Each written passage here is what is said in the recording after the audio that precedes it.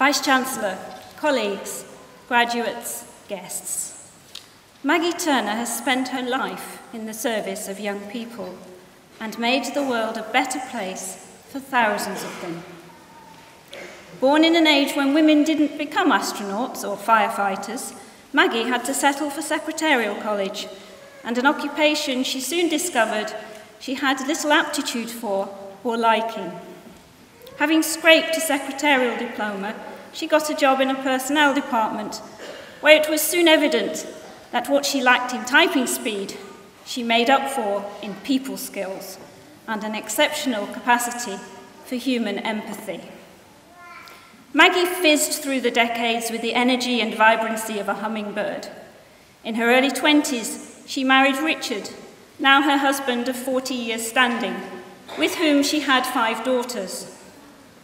To help finance a growing family, she ran a catering business, feeding everyone from the local rugby club to government ministers.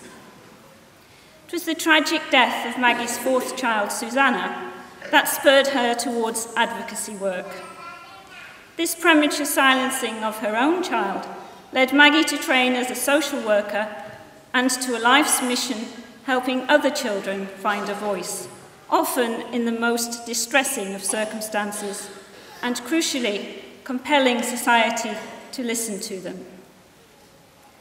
Maggie qualified as a counsellor for ChildLine in the early 1990s and went on to set up and run CHIPS, the face of ChildLine in schools.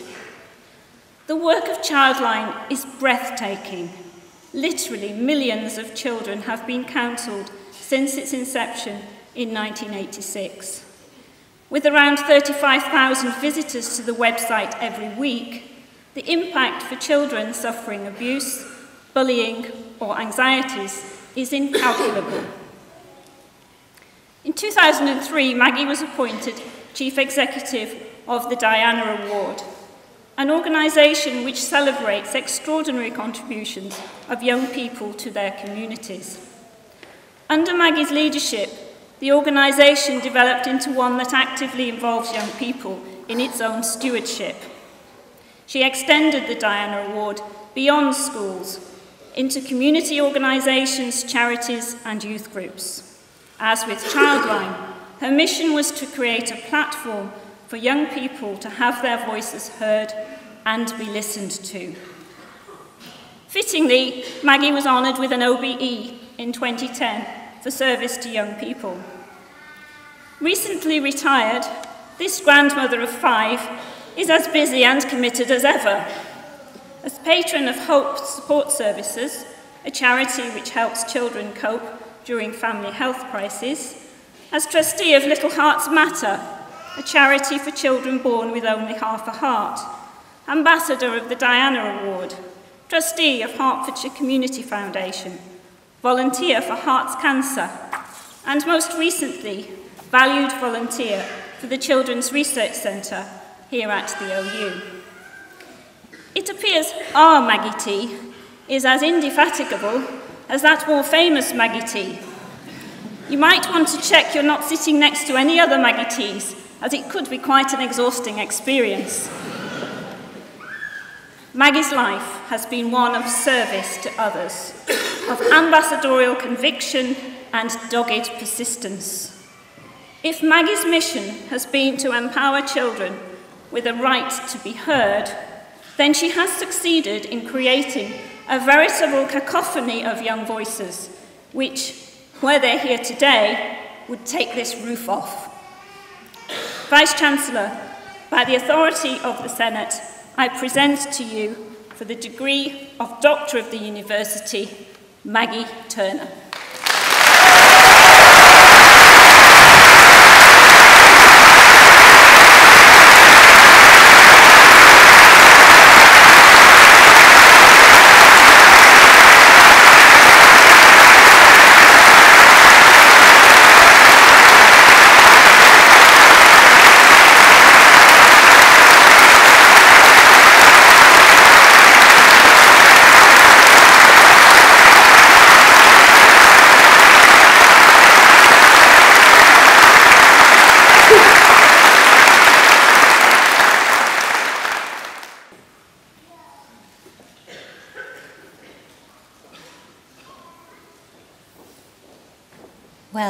Vice-Chancellor, distinguished guests, and now I can say it, fellow graduates of the Open University and friends. To be here today to receive an honorary doctorate from a university held worldwide with such high esteem is really beyond any wildest possible dream that I could have ever invented for myself. I am not an academic, and as Mary so rightly pointed out, I was a rubbish secretary. So I am extremely lucky and privileged to have found a career working with children and young people, which I really have loved and really relished.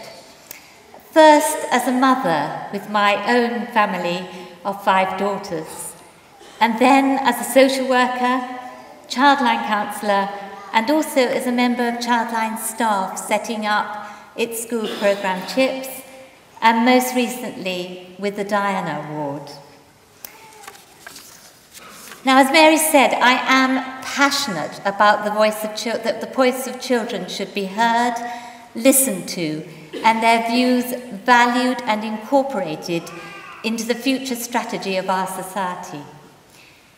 From my own experience of working with children, I know that they demonstrate an acute understanding, far beyond their years, as to how life can work and be improved for us all. Callers to ChildLine, often desperate, will also show a compassion and understanding for adults, even their abusers, who are causing them pain. Children under social services care will quite often work with the authorities to improve their own and other circumstances, so that their views on what works best can become part of a general care plan.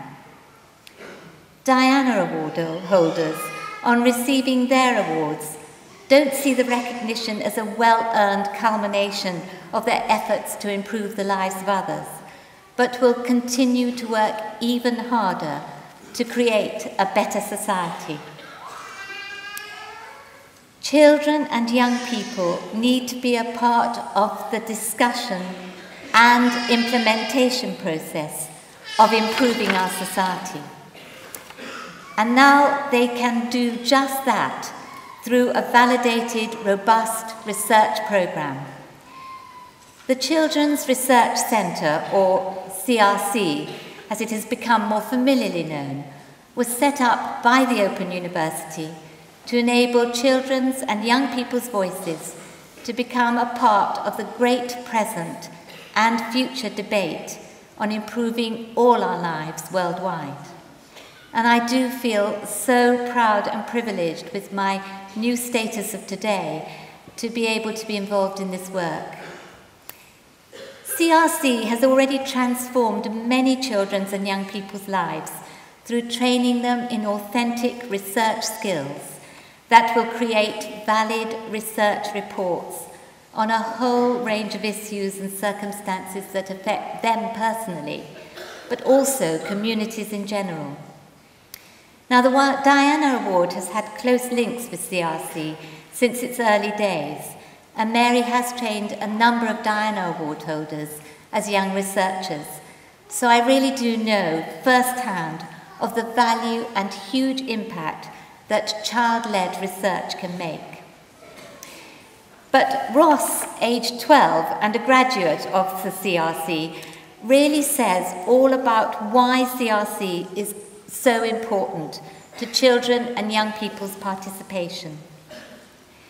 Children often see things from a different perspective to adults, so their research can be different to adults, but equally important. Research is used throughout life, which is why it is so important to learn all about it at a young age and carry the knowledge into our future. I wish that every child could have the chance to get the same experience as I did. The future of this world lies in the hands of our children, and they must therefore play a major role so that they can write the next pages of our history and make this world a better place. But will they succeed? Well, with sincere apologies to Dr. Seuss for slightly modifying his famous verse to help me make my final point. Yes, of course they'll succeed. 98.75% guaranteed. They're off to great places. Today is their day. Their mountain is waiting. Let them get on their way. Thank you.